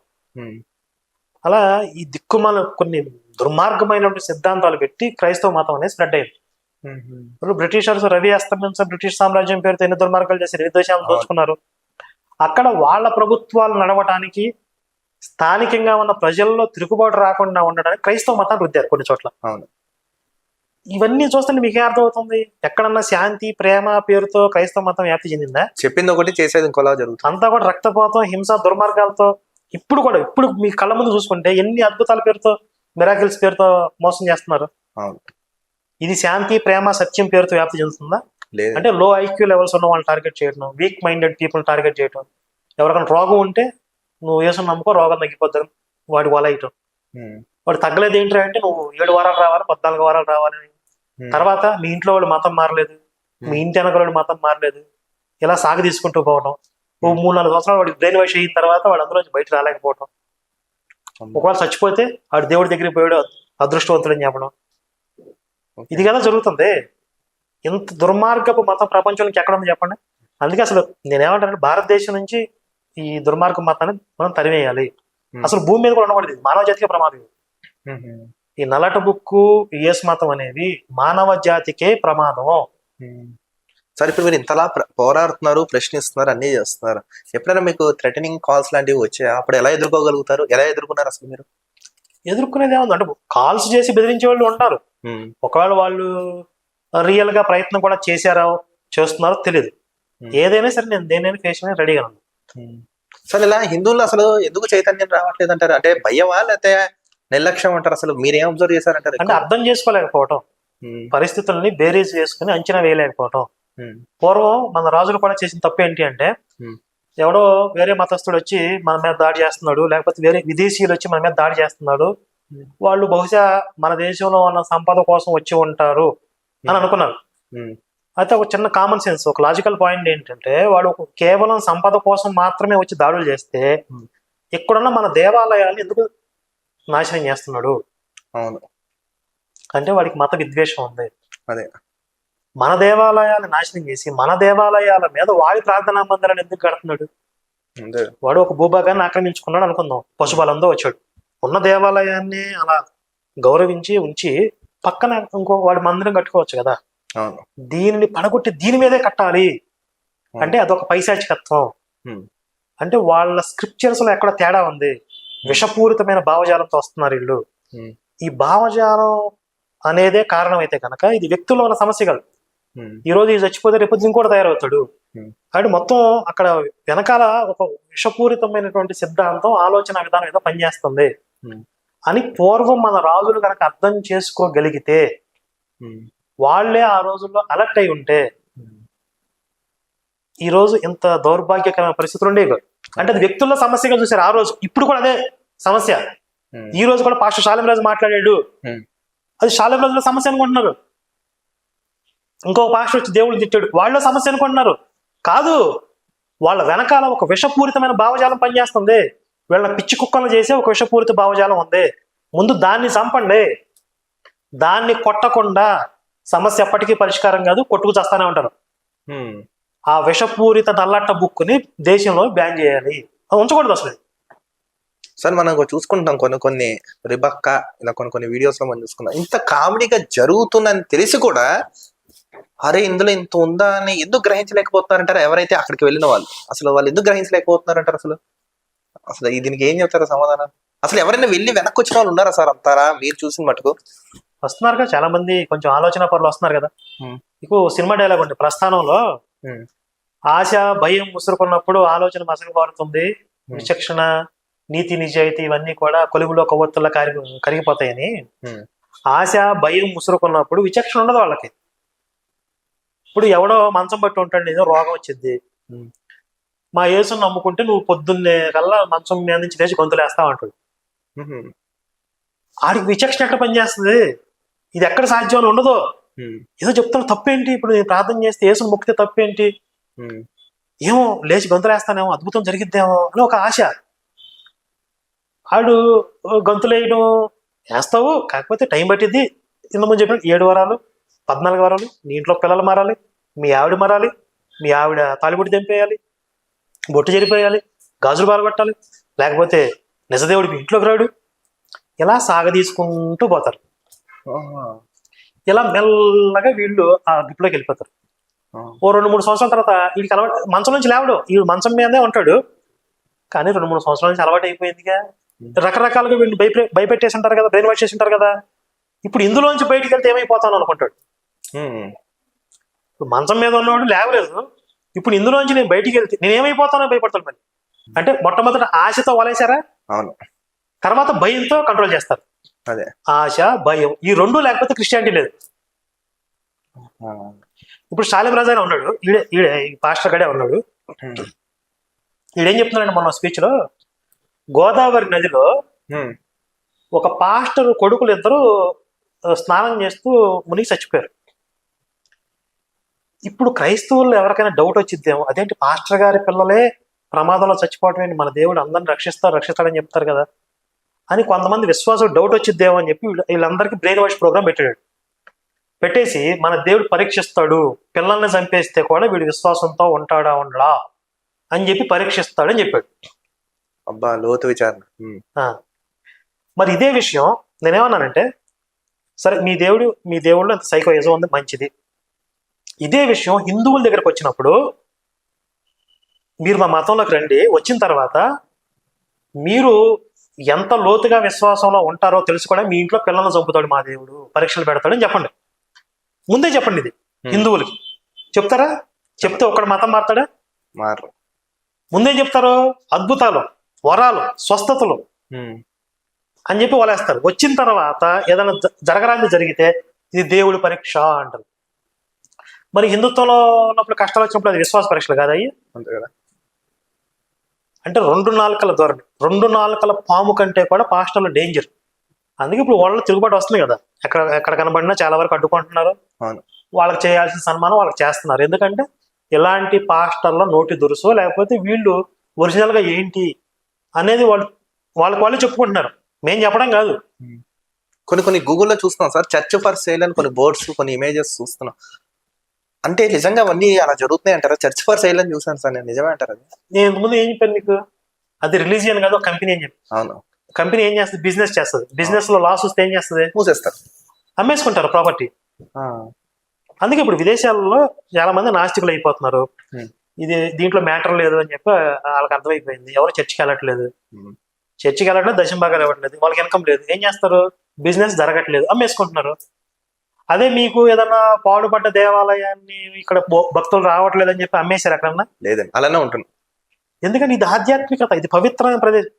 అక్కడ పూజలు జరిగినా జరగకపోయినా, భక్తులు వచ్చినా రాకపోయినా, ఒకప్పుడు దేవాలయం, ఒకప్పుడు దేవస్థానం. అంటే దాని జోలికి వెళ్ళడానికి కూడా చాలా భయపడతారు. దాన్ని కబ్జా చేసి కొనేసి దాన్ని చేద్దామన్నా కూడా ఎవడో మరీ దుర్మార్గుడు అయితే తప్ప. అంటే ఇది ఆధ్యాత్మికత, బిజినెస్ కాదు. అక్కడ బిజినెస్ జరిగితే చర్చ ఉంటది, లేకపోతే పెట్టేస్తారు అమ్మకానికి. అదే ఇప్పుడు దశంభాగాల టాపిక్ వచ్చింది కాబట్టి సార్, ముఖ్యంగా మనం చూసుకున్నాం, పబ్లిక్ లో అడుగుతున్నారు ఎవరో కాదు, కల్వరి టెంపుల్ సతీష్ గాని, బెల్లంపల్లి ప్రవీణ్ గాని, నెక్స్ట్ ఈ జాన్ పాల్, కిరణ్ పాల్, ఎవరెవరు ఉన్నారు, విజయ్ ప్రసాద్ రెడ్డి గాని, బహిరంగంగా దశంభాగాలు ఇవ్వకపోతే దేవుడు కృపకు, అసలు ఏం సరే బహిరంగంగా అడుక్కోవడం ఏంటి అసలు? ఇది విపి రెడ్డి ఈ దశంభాగాలు మ్యాండేటరీగా ఇవ్వాలి అనే దాన్ని సమర్థించాలని చెప్తున్నాడు ఈ మధ్య. అంతకుముందు అడిగారు, ఇప్పుడైతే చెప్పట్లేదు. ఈ కల్వరి సతీష్ ఎవరు అసలు? ఆయన గురించి ఏమనుకుంటున్నారు అసలు, మీరు చెప్పండి. మీరు ఈ బిజినెస్ కంపెనీలో బాగా సక్సెస్ అయిన సిఇఓలు ఉంటారు. అవును. అందులో ఒకనొక సిఇఓ కల్వరి సతీష్. అదే మొత్తం ఓవరాల్ గా క్రైస్తవం యొక్క స్వభావమే ఆశా భయంతో వీక్ మైండెడ్ పీపుల్ పట్టుకోవడం. దాన్ని ఇంకొంచెం బాగా ఎన్కాష్ చేసుకున్న వాళ్ళలో సతీష్ ఒకడు. అంటే ఈ దొంగ తెలివితేటలు, నక్క తెలివితేటలు, ఈ క్రిమినల్ ఐడియాలజీ ఉన్న వాళ్ళకి మంచి ప్లాట్ఫామ్ క్రైస్తవం. అందుకే మీరు చూడండి, పాస్టర్లు అందరూ కూడా గతంలో నేను పెద్ద తిరుగుబోతుని, తాగుబోతుందని చెప్తారు. నేను మంచి చదువుకున్నాను, చక్కగా విద్యాభ్యాసం చేశాను, మంచి విలువలు నేర్చుకుని ఎవడో చెప్పడం. అంటే ఈ క్రిమినల్స్ అందరికీ కూడా అది ఒక అడ్డాగా మారిపోయింది. వీళ్ళు క్రైమ్ చేస్తే ఎంత డబ్బులు వస్తున్నాయో దానికి 10% అక్కడ ఎక్కువ వస్తున్నాయి. పైగా అక్కడ రిస్క్, క్రిమినల్ గా ఉన్నప్పుడు రిస్క్, పోలీస్ కేసులు అవుతాయి, వేరే క్రిమినల్స్ తో థ్రెట్స్ ఉంటాయి. అది అక్కడికి వెళ్ళిపోతే మతం సెక్యూరిటీ వచ్చేస్తుంది. కాబట్టి ఇప్పుడు దొంగలు, రౌడీ షీటర్లు, వ్యభిచారం, ప్రాస్టిట్యూట్ హౌస్ నడిపేవాళ్ళు, ఈ పోరంబోకులు, అంటే ఇంకా ప్రపంచంలో సమాజంలో వేరే పని ఏది చేతగాని వాళ్ళందరూ పాస్టర్లు అవుతున్నారు. అంటే పాస్టర్ అవడానికి ఏమైనా క్వాలిఫికేషన్ ఉండాలి? ఏం అవసరం లేదు. అంటే ఇప్పుడు మన గుళ్ళల్లో చూడండి, పండితులు రావాలంటే అతను వేదం చదువుకోవాలి, కొంచెం ఆధ్యాత్మిక వైపు ఉండాలి, బ్రాహ్మణ కుటుంబంలో పుట్టుండాలి, సంధ్యావందనం చేస్తుండాలి, గాయత్రి జపం, ఇలా ఉంటాయి కదా. అలా వాళ్ళకి ఏమైనా ఉంటాయి? ఏమన్నది, మీరు రాత్రి రేపొద్దున మీరు పాస్టర్ అయిపోవచ్చు. నేను కూడా. ఎలా అంటారు? పొద్దున్నే పక్క పాపడి తీసుకుని, అంటే పొద్దున్న ఓ పని చేయండి, ముందే పక్క పాపడి కాకుండా బాగా జుట్టు జరిపేసేసుకుని ఒక దివాళా తీసిన వేషం ఒకటి వేసుకుని రోడ్డు మీద రండి. ఏమైంది అంటే, రాత్రి వేసి కనపడ్డాడు, నన్ను తిట్టాడు, నువ్వు ఇప్పుడు దాకా నన్ను నమ్ముకోలేదు, కానీ నువ్వు పుట్టింది నా కోసమే, నేను నిన్ను వాడుకోవాలనుకుంటున్నాను, నా కోసం నువ్వు ప్రచారం చేయాలని చెప్పి నన్ను గద్దించాడు. ప్రభు, మరి నాకేం రాదు కదా, బైబిల్ గురించి నాకేం తెలియదు, నీకేం తెలియక్కర్లేదు, మొత్తం నేనే నీకు జ్ఞానాన్ని ఇచ్చేస్తానని చెప్పాడు. ఇలా మీ ఇద్దరికి మధ్య ఒక డిస్కషన్ జరిగింది. రాత్రి నాకు ప్రభు దర్శనం అయిందని చెప్పండి. మిమ్మల్ని 10 మంది పాస్టర్లు పిలుస్తారు, సాక్ష్యం చెప్పిస్తారు. అలా మెల్లగా మీరు ఫేమస్ అవుతారు. తర్వాత మీరు సొంతంగా ఒక చర్చ పెట్టుకోవచ్చు. ఈ సాక్ష్యం చెప్పించారు, డబ్బులు ఇస్తారు, 5,000 10,000 ఖర్చులకు ఇస్తారు. ఇలా మెల్లమెల్లగా పాకెట్ మనీకి వచ్చిన తర్వాత మీరు ఒక పలానా చోట నేను చర్చ పెడుతున్నానని చెప్తే 10 మంది చేరతారు. 10 మందికి మీరు ప్రేయర్లు చేస్తారు. అందులో మీకు ఏ రోగం ఉన్నా, ఏ సమస్య ఉన్నా పోయిద్దని చెప్తారు. అందులో 2-3 ఆటోమేటిక్ గా మీరు చేయకపోయినా వాళ్ళకి సమస్య పరిష్కారం అవుతాయి. వాళ్ళ అయ్యగారు మహిమ అని చెప్పి ప్రచారం చేస్తారు, ఇంకో 10 మంది వస్తారు. అంతే. ఇలా ఒక 5-10 సంవత్సరాల్లో మీరు పెద్ద పాస్టర్ అయిపోతారు. మీకు బైబిల్ గురించి ఏం తెలియక్కర్లా. అవునా? ఇంత ఆపర్చునిటీస్ ఎక్కడుంటాయి చెప్పండి. అంతే అన్న. కూర్చున్న మళ్ళీ 10% ఇస్తారు మీకు. మళ్ళీ 10%. 5-10 సంవత్సరాల్లో మీరు పెద్ద బిల్డింగ్ కట్టేస్తారు, మంచి బెంచ్ కార్లు తిరుగుతారు. అయ్యగారు అంటే మీ చుట్టూ 10 మంది 20 మంది బానిసలు ఉంటారు. ఇప్పుడు ఈ కల్వరి సతీష్ వీళ్ళందరూ ఇలా అయినా అంతే కదా. బెల్లంపల్లి ప్రవీణ్ గానీ ప్రతి పాస్టర్ అంతే. సార్ ఇప్పుడు ఈ కానుకల పెట్టని ఈ మధ్య తగిన అసలు ఏంటి సార్ ఆ కానుకల పెట్టి వేయాలంటారు? ఏంటి సార్ అది రోజు రావాలంటారు? అంటే నేను చిన్నప్పుడు చదువుకుంది ఏంటంటే every Sunday Christians go to church అని చదువుకున్నాం. కానీ ప్రతిరోజు ప్రతి పూట అసలు ఇది చేస్తున్నా ఏంది సార్ అది ప్రార్థన అంటారా ఏమంటారు అసలు? ఇప్పుడు ఇంతకు ముందు వారానికి ఒకసారి జరిగేది చర్చి. ఇప్పుడు కాంపిటీషన్ పెరిగిపోయింది. ఇప్పుడు బిజినెస్ కంపెనీ కదా అది. ఈ కంపెనీల్లో మళ్ళీ డిఫరెంట్ కంపెనీస్ వాళ్ళకి పోటీలు పెరిగిపోయింది. పోటీ పెరిగినప్పుడు ఏం చేస్తారు, ఒకళ్ళ నుంచి ఒకళ్ళు ఆఫర్లు ఇస్తా ఉంటారు. ఒకటి ఆదివారం చర్చి పెడితే ఒకటి శనివారం, ఒకటి శుక్రవారం, అట్లా వారం మొత్తం చర్చిలు పెడుతున్నారు ఇప్పుడు. అంటే రోజు గ్యాప్ వస్తే పక్కోటి చర్చికి షిఫ్ట్ అయిపోతారేమో, గొర్రెలు జారిపోతాయేమో అని భయం వాళ్ళకి. అది 7 రోజులు వాళ్ళు ఎంగేజ్ చేయాలి. ఇంకొకటి చర్చికి వచ్చిన తర్వాత వాడు ఎంతో కొంత కానుకేసి వెళ్తాడు, అదొక ఇన్కమ్. ఇప్పుడు వీళ్ళు పోరం బూకులు, వీళ్ళకి పని పాట ఏముండదు. ఆ సొల్లు చెప్పడం, పెట్టకథలు చెప్పడం, ఎంతసేపు దేశాన్ని హిందుత్వాన్ని తిట్టిపోయడం, ఇదే పని వాళ్ళకి. ఆ సొల్లు చెప్తా ఉంటే డబ్బులు వస్తా ఉంటాయి వాళ్ళకి. సరే ఇంకొకటి చూడండి, వీళ్ళు ముస్లిమ్స్ ఎందుకు అసలు ముస్లిం జోలికి వెళ్ళరు, ఓన్లీ హిందువులే. నాకు చాలా మంది ఈ ప్రశ్న అడగమన్నారు, అసలు మిగతా మతాలు ఓన్లీ హిందువులకి జోలికి ఎందుకు వస్తారు? నేను అడిగా, చాలా మంది పాస్టర్లను అడిగాను, మీరు ఆత్మరక్షణ యేసు కోసం ఏదైనా చేస్తాం తెగిస్తామని హిందువులు ఇళ్ళ మీద పడుతున్నారు కదా, ముస్లిమ్స్ దగ్గరికి ఎందుకు వెళ్ళవండి, వెళ్తామండి అంటారు. ఎవరు వెళ్ళరు. ఓ పాస్టర్ ఇట్లా అన్నాడు, నువ్వు వెళ్ళిన ఫోటో ఒక్కటి చూపించు నాకన్నా, నువ్వు ముస్లిమ్స్ దగ్గరికి వెళ్ళి ప్రచారం చేస్తున్న విట్నెస్ ఒక్కటన్నా ఉందా అంటే చూపించలేకపోయాడు. పైకి చెప్పేవన్నీ నంగనాచి కబుర్లే. ఆత్మల రక్షణ, భారం, బేరం ఇవన్నీ కూడా ముస్లిమ్స్ దగ్గరికి వెళ్తే వీళ్ళ తోలు ఒలుస్తారనే విషయం వాళ్ళకి తెలుసు. హిందువుల్లో అంత రెవల్యూషన్ ఇంకా రాలేదు అనే ధైర్యం వాళ్ళకి. అదే ఇప్పుడు మెల్లగది స్టార్ట్ అవుతుంది కాబట్టి ఇంకొన్నాళ్ళకి పరిస్థితి ఎలా ఉంటుందో మనం చూద్దాం. సరే, ఈ మధ్యకాలంలో మనం చూసుకున్న ఒక 2-3 నెలల క్రితం పాస్టర్ ప్రవీణ్ పగడాల అది యాక్సిడెంట్ అయినా అందరు ప్రూవ్ అయింది. తర్వాత కాదు అది హత్య చేశారు, కూటమి ప్రభుత్వంలో కొంతమంది చేశారు, ఆయన్ని చావుని వ్యాపారం చేస్తున్నారు అని మాజీ ఎంపీ హర్షకుమార్ గారు గగ్గోలు పెడతా హైకోర్టులో సరే పీలేస్తాం, 5 లక్షలు కట్టండి, నేను విచారణ చేస్తాను. ఆయన బహిరంగంగా వచ్చి ఒక్కొక్కరిని అడుగుతున్నారు. అసలు అది ప్రూవ్ అయిపోయిన తర్వాత కూడా ఎందుకు ఇలా అంత పోరాటం చేస్తున్నారు? అది ప్రేమ లేకపోతే రాజకీయం అంటారు? అది ఈయన చేసే పోరాటం ఏదైతే అది పక్కాగా శవం మీద పేనుగుల మీద పేలాలు ఏర్పడటం అర్థమవుతుంది కదా. ఇప్పుడు హర్షకుమార్ అనేవాడిని మర్చిపోయారు, జనాలు అందరూ మర్చిపోయారు. అసలు ఎవడో కూడా తెలియదు. అవును, ఎప్పుడో ఒకప్పుడు ఎంపీ అయ్యాడేమో, ఈ మధ్య ఎవడు పట్టించుకోవట్లేదు. ఇప్పుడు ఒక శవం దొరికింది, ఈ శవం మీద క్రిస్టియన్స్ అందరూ కొంచెం ఏదో ఎమోషనల్ గా పాస్టర్ పోయాడు అని చెప్పి ఏదో ఒక భావోద్వేగంలో ఉన్నారు. దీన్ని మనం క్యాష్ చేసుకుని దీని మీద వీళ్ళని రెచ్చగొట్టేలాగా 4 మాటలు చెప్తే వీళ్ళందరూ మనకు సపోర్ట్ చేస్తారు అని చెప్పి ఈ రిటైర్మెంట్ అయిపోయినటువంటి ఈ హర్షకుమార్ లాంటి నిరుద్యోగులు, రాజకీయ నిరుద్యోగులు వచ్చారు. పొలిటికల్ మైలేజ్ వస్తాయో చూస్తే అది పెద్దగా ఉపయోగపడలా. సరే, దీన్ని కనీసం ఫైనాన్షియల్ గానే ఉపయోగించుకుందాం అని చెప్పి ఇప్పుడు ఆ శవాన్ని, ప్రవీణ్ పగడాల శవాన్ని చూపించి చిల్లర ఏర్పడుతున్నారు. అయినా స్టిల్ ఎందుకు అంత పోరాటం చేస్తున్నా అంటే జనాలు అంత పిచ్చోళ్ళ కనబడుతున్నాడు అతనికి, హర్షకుమార్ కి. పిచ్చోళ్ళ వాళ్ళ అంచనా అదే కదా, వీళ్ళు పిచ్చోళ్లే. ఇప్పుడు లాజిక్ ప్రవీణ్ ఫోన్ దగ్గర నుంచి ఎన్నో విట్నెస్లు ఉన్నాయి, సీసీ కెమెరా ఫుటేజ్లు ఉన్నాయి. ఇంట్లో ఫ్యామిలీ మెంబర్స్ ఎవరు యాంటీగా మాట్లాడట్లేదు. మా ప్రవీణ్ తాగడని చెప్పి ఎవరు చెప్పలా, వాళ్ళ ఆవిడ చెప్పలేదు, వాళ్ళ పిల్లలు చెప్పలేదు.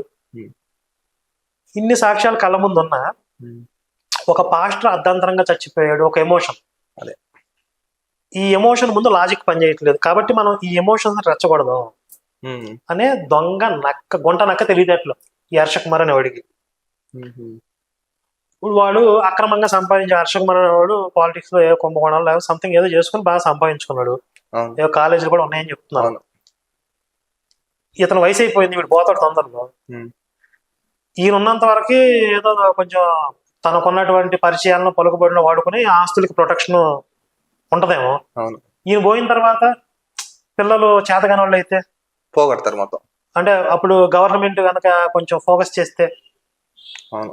ఈయనకు ఉన్నటువంటి సపోర్ట్ పిల్లలకు లేకపోతే, అంటే జనం సపోర్ట్ లేకపోతే, ఐటీ రైట్స్ జరిగితే అప్పుడు పరిస్థితి ఏంటి అంటే ఈ ఆస్తుల్ని కాపాడటం పిల్లలకి సాధ్యం కాదు, అంటే కొడుకులు సాధ్యం కాదు.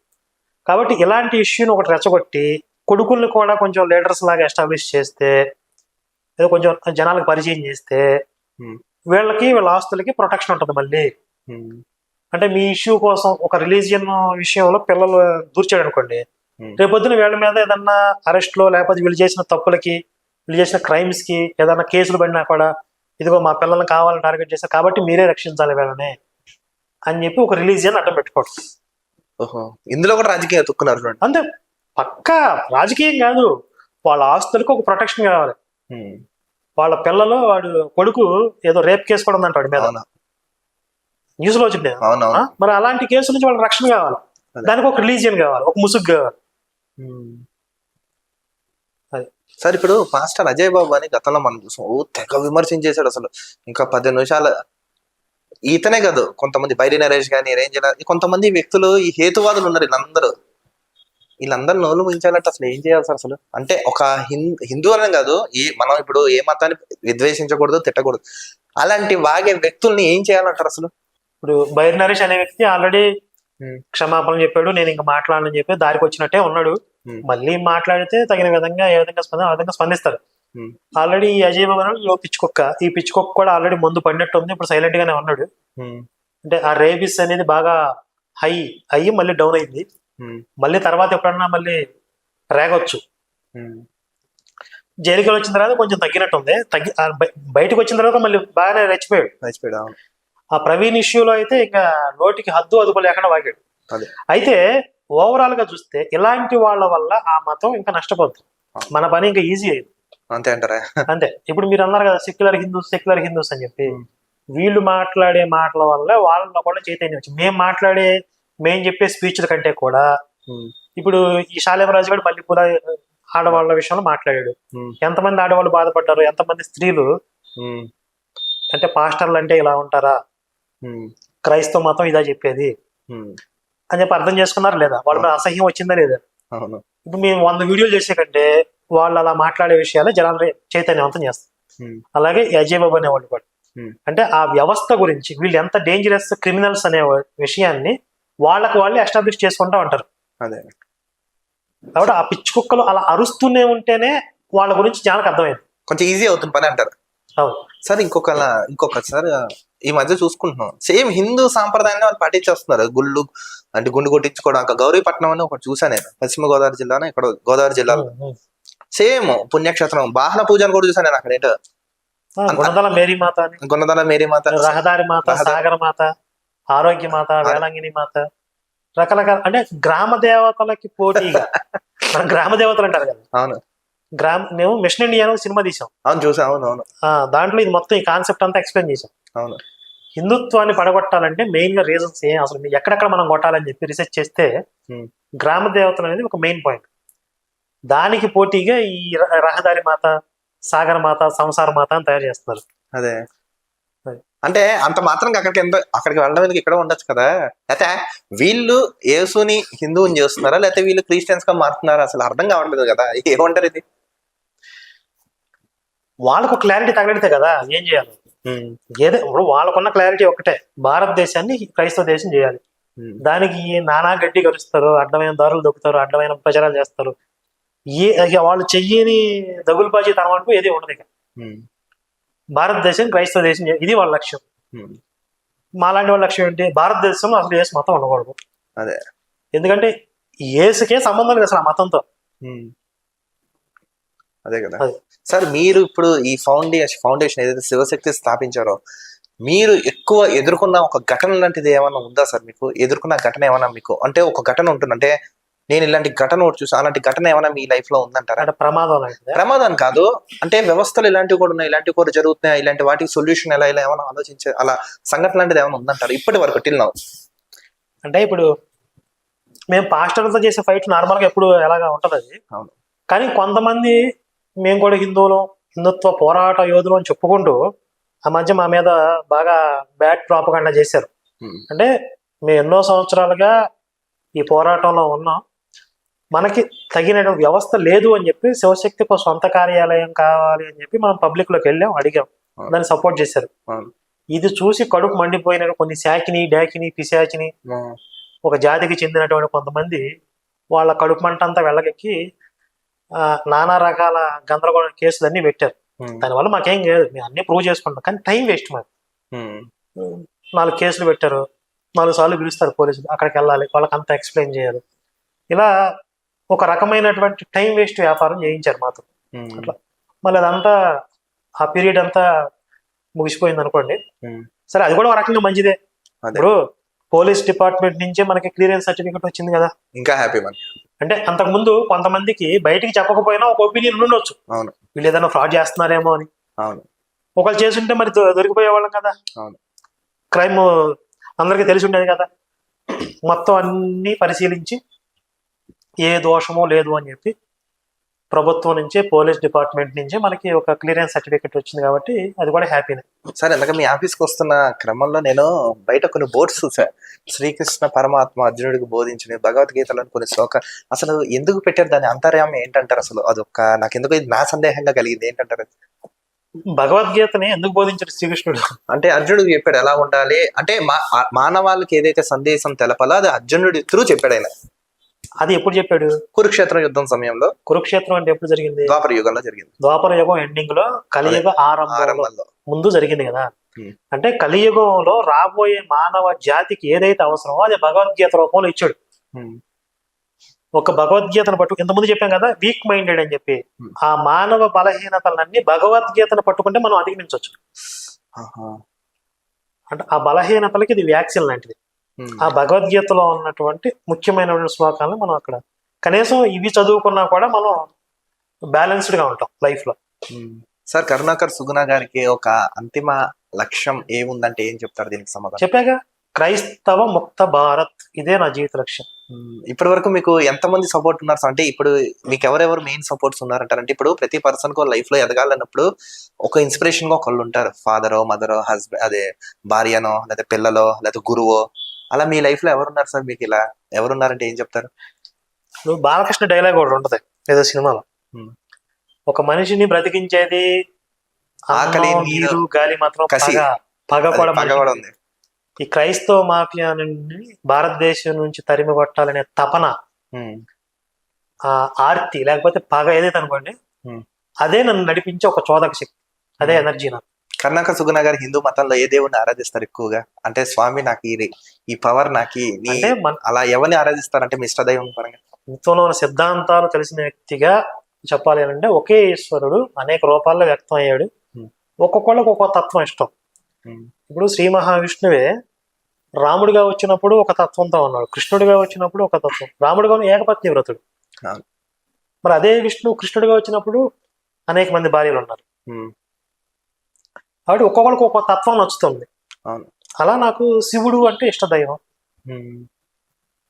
సార్, ఫైనల్ గా ఒక question, last but not least, ఇది కొంచెం పబ్లిక్ కి యూస్ అయ్యేలాగా ఒక క్వశ్చన్ అడుగుతాను. ఈ శివశక్తి ఛానల్ త్రూ మన ఇంటర్వ్యూ ద్వారా పబ్లిక్ కి ఏం చెప్పాలనుకుంటున్నారు? ఒక స్ట్రైట్ గా చెప్తారా ఆన్సర్? పబ్లిక్ కి అని కాదు కానీ హిందువులకి. అదే, హిందువులే మన పబ్లిక్, వాళ్ళే. హిందువులకి ఎప్పుడు మేము చెప్పేదే, చరిత్రను ఒకసారి మనం అధ్యయనం చేసుకోవాల్సిన అవసరం ఉంది. చరిత్రలో మన పెద్దవాళ్ళు, పూర్వీకులు ఒకటి ఎన్నో త్యాగాలు చేసి ఈ రోజు మనకున్నటువంటి ఈ సాంస్కృతిక వారసత్వ సంపద అంటారు. ఇప్పుడు మన తాత ముత్తాతల నుంచి ఆస్తులు వచ్చాయా, ఇది కాదు అసలు. దానికంటే ఎంతో అమూల్యమైంది. ఇప్పుడు మనం వెళ్ళి దేవాలయాలకి దర్శనం చేసుకోగలుగుతున్నాం అంటే, ఆ దేవాలయాలు నిలబడటానికి కొంతమంది వాళ్ళ తలలు తెగినా కూడా అడ్డగా నిలబడ్డారు. అలాంటి త్యాగాలు చేస్తే ఈరోజు మనకి ఈ సాంప్రదాయాలు, దేవాలయ వ్యవస్థ, మన ఆచార వ్యవహారాలు ఇవన్నీ మనకు వచ్చాయి. మరి వాళ్ళ త్యాగాలకు విలువిచ్చి మనం ఈ ఏమంటారు ఒలింపిక్ జ్యోతి లాంటిది, ఈ జ్యోతిని నెక్స్ట్ భవిష్యత్ తరాలు కూడా ఫార్వర్డ్ చేయగలగాలి. చేసినప్పుడే వాళ్ళకి మనం కృతజ్ఞత చూపించిన వాళ్ళం అవుతుంది. అలాగే కొంతమంది తప్పు చేశారు అంటే అంచనా వేయలేకపోయారు. ఈ పాషాణ మతాలను అంచనా వేయలేక ఏదో వ్యక్తుల్లో దోషం అనుకున్నారు, ఇదంత ప్రమాదకరం కాదనుకున్నారు, విషపూరితం కాదనుకున్నారు. అలా అంచనా వేయలేకపోవడం వల్ల అది చాప కింద నీరులాగా విస్తరించింది. కాబట్టి ఈ 2 విషయాలు మనం దృష్టిలో పెట్టుకోవాలి. ఈ విషపూరితమైన భావజాలాన్ని మనం కరెక్ట్గా అంచనా వేయాలి, దాన్ని ఎదుర్కొని తగిన విధంగా సిద్ధం అవ్వాలి. అలాగే మన పూర్వీకులు, మన పెద్దవాళ్ళు ఎన్నో త్యాగాలు చేసి, బలిదానాలు చేసి మనకి ఇచ్చినటువంటి వారసత్వాన్ని భవిష్యత్ తరాలకు కొనసాగించాలి. దానికోసం మనం అవసరమైతే ఎన్ని త్యాగాలు చేయడానికి మనం సిద్ధంగా ఉండాలి. అదే. ఈ 2 విషయాలు చెప్తాను. ఓకే సార్, చాలా అంటే చాలా ధన్యవాదాలు సార్. మీ యొక్క విలువైన సమయాన్ని మాకు కేటాయించి నిజంగా చాలా అంటే చాలా ప్రశ్నలకి అద్భుతమైన సమాధానం చెప్పినందుకు ధన్యవాదాలు. మీది ఏదైతే లక్ష్యం ఉందో అది నెరవేరాలని మేము కూడా జనం తరపున, మా తరపున, నా తరపున కూడా మనస్ఫూర్తిగా కోరుకుంటూ జై శ్రీరామ్ అండి. Thank you. జై శ్రీరామ్.